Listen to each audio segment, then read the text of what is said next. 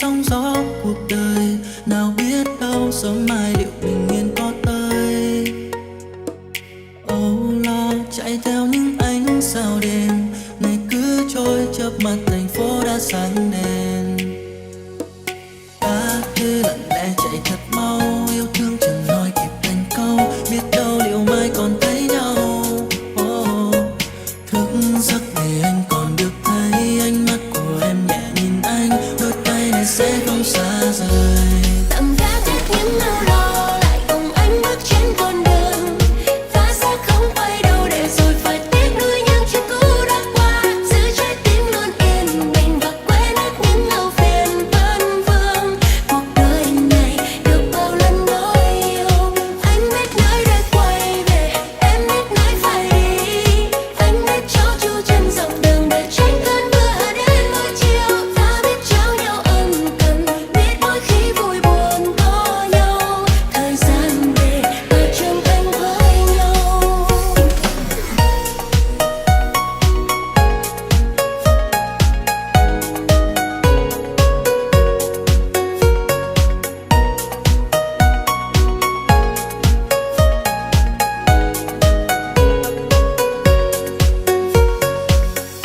Ngày với anh đến khi đôi chân xa rời, hát anh nghe những câu ca từ ngày xưa cũ.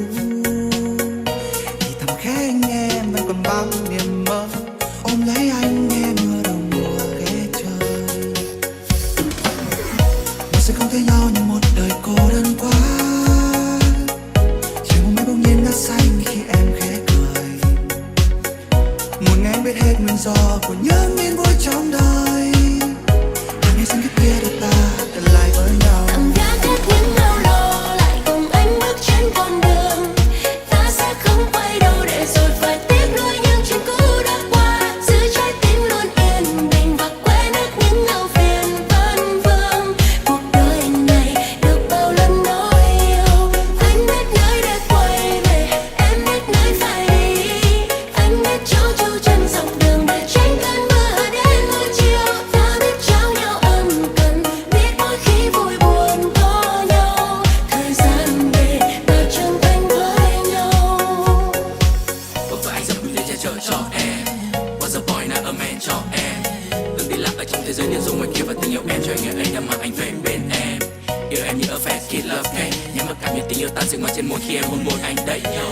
Không có happy ending, mỗi bên mình ta để trên trang mới nối dài câu chuyện. Vì trong mơ nơi xa kia xanh biếc, thế nào bên em nơi đây anh biết. Bóng đêm đã qua yên bình có thêm chúng ta nghe lòng đàn từng câu ca. Cuộc đời này chẳng hề hối tiếc, những tháng năm ta đi cùng nhau. Anh biết em luôn ở đó.